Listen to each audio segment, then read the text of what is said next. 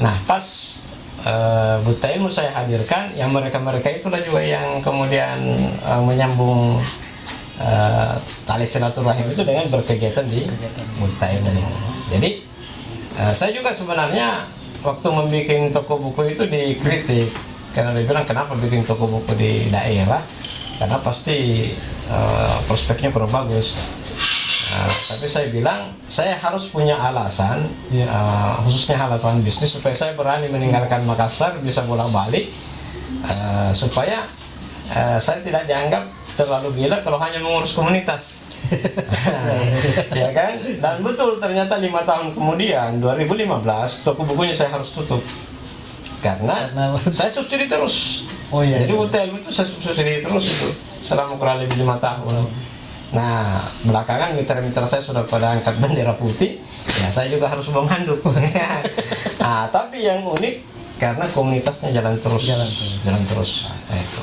Secara kelembagaan Buta Ilmu, kalau terhitung di 2015 boleh dikata ya dalam tanda kutip mudah-mudahan akan terbuka kembali. Tapi secara kelembagaan Buta Ilmu itu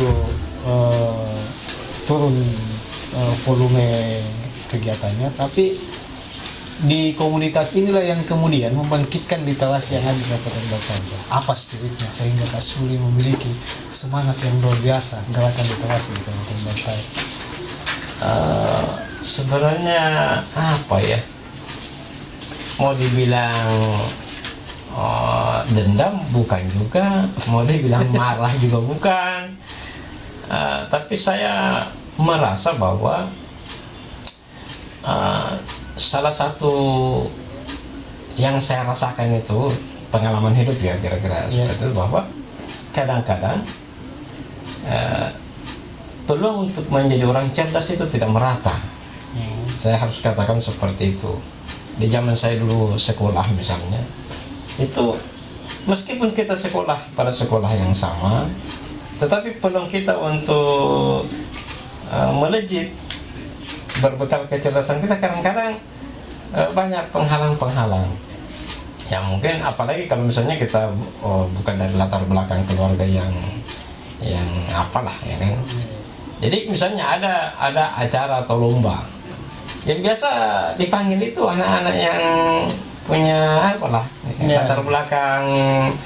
Ya kita yang anak petani meskipun mungkin mampu ya kira begitulah.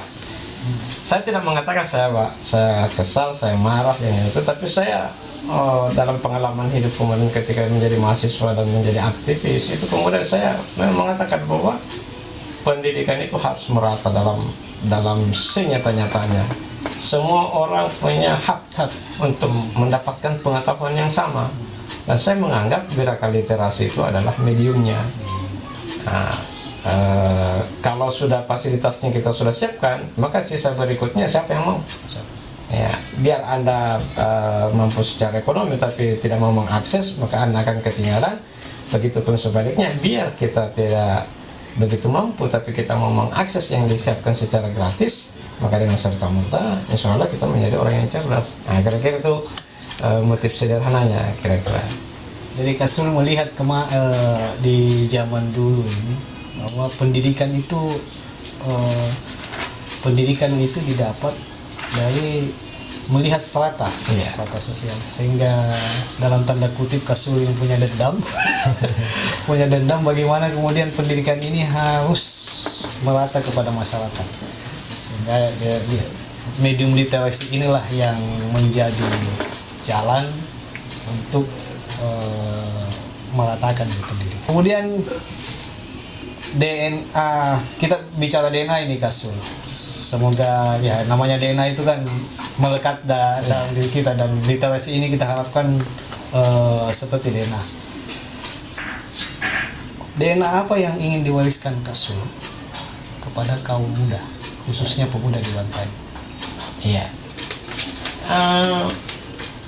Karena kita bicara DNA, biasanya saya suka bicara anak ideologis dan anak biologis. Mungkin saja anak-anak biologis saya tidak begitu bisa mengawal apa yang saya bikin di Bantaeng ya, karena mereka tinggal di Makassar dan tentu punya dunia sendiri. Tetapi anak-anak ideologis itulah yang tumbuh berkembang di Banteng ini. Saya tidak mengatakan bahwa saya seorang godfather ya, bukan. Tapi kalau DNA itu yang mau diwariskan ya kira-kira seperti itulah. Sehingga saya tidak pernah merasa bahwa saya menjadi pemilik buta ilmu itu.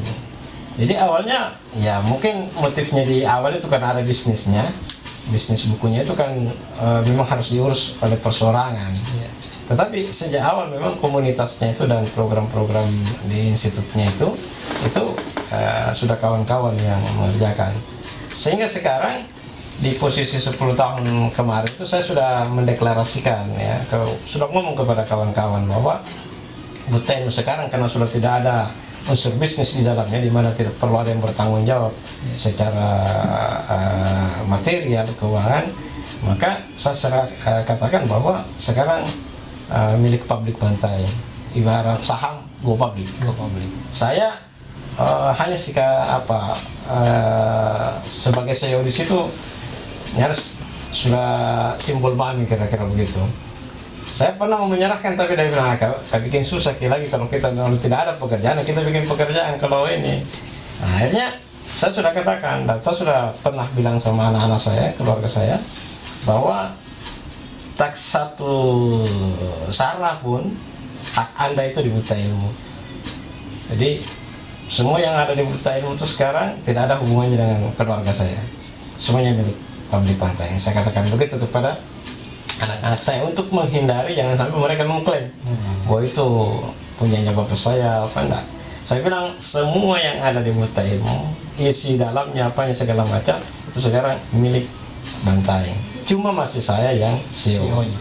Nah, besok-besok kalau sudah saya menganggap kita perlu merefresh ya, ibarat laptop yang sudah lambat ya mungkin perlu direfresh, ya mungkin saya harus menyerahkan. Jadi siapapun yang ingin menggunakan buta ini jadi terbuka pintu lebar. Ya, bisa. Nggak ada masalah dan kita juga nyaris memang tidak ada aturan main yang formal. Yeah. Jadi di buta ilmu itu lucu juga, tidak ada anggaran dasar, tidak ada anggaran rumah tangga. Sama komplain kalau ya. Komplain juga tidak punya anggaran dasar, tidak punya. Jadi buta ilmu itu saya sering mengistilahkan begini, manajemen itu manajemen orang mati. Nah itu manajemen orang mati untuk melaksanakan sebuah kegiatan. Nah, kayak apa itu manajemen orang mati? Sederhana sekali. Misalnya ada orang mati kan, langsung diumumkan di toa masjid. Terlambat pulang ke rahmatullah dengan tenang, misalnya Sulhan Yusuf, ternyata di pagi dan akan dikuburkan sesudah salat duhur, di salat di masjid. Begitu sudah saya diumumkan apa yang terjadi, maka orang-orang datang mengambil jobnya masing-masing. Ada yang kasih mengaji, ada yang kerja itu kerendahannya, ada dan habis salat duhur saya sudah dikubur kan kira-kira begitu. Nah begitu juga buta ilmu, saya misalnya kumpul ya dengan teman-teman, kita bikin ini deh. Tidak ada programnya, tidak ada ini, tidak ada bilang rapat tahunan kita bilang enggak. Nah, kita mau bikin ini. Jadi begitu saya sampaikan, teman-teman sudah pada kira-kira itu pulang ke rumah sudah masing-masing pilih-pilih kepada apa yang kita adukan. Nah, macam ini saya sudah bikin desas-desus bahwa kita akan menerbitkan sebuah buku untuk mengabadikan bencana di Bantai ini, COVID tambah. Ini itu sudah saya tag ngomong-ngomong sudah ya Kak, insya Allah ya. Itu artinya sudah lampu hijau sudah menyala ini kan, kita sudah mulai jalan kira-kira begitu lah. Ada ini. Tadi kita singgung terkait ideologi di buta ilmu. Bagaimana buta ilmu merawat ideologinya? Nah, boleh dikata kita tadi kan yang sudah mau lepas ini, kita sudah lepas. Nah, buta ilmu punya ideologi. Nah sekarang pertanyaannya, kita buta ilmu bagaimana merawat ideologinya sementara CEO sendiri ini sudah dalam tanda kutip mau angkat tangan, silakan saya lepas saja. Jadi ideologinya buta ilmu kan altruis ya, kesukarelawanan. Itu. Jadi bagaimana kita merawat itu Kasul? Ya kita berbuat saja. Jadi nilai-nilai itu dijalani. Jadi tidak pernah ada tidak ada istilahnya apa ya, kayak indoktrinasi, enggak. Kita lakukan saja. Jadi Buta Ilmu tidak punya semacam panduan organisasi, tetapi ada nilai-nilai yang bekerja. Nilai-nilai yang bekerja itu adalah nilai-nilai altruis itu yang menjadi darah dagingnya Buta Ilmu, sehingga Buta Ilmu itu menjadi sebuah rumah yang sangat terbuka. Masuk silahkan, meninggalkan, tapi sebenarnya tidak ada yang pernah meninggalkan Buta Ilmu. Cuma barangkali berkonsentrasi lagi di tempat lain dan suatu saat akan datang lagi, kira-kira begitu.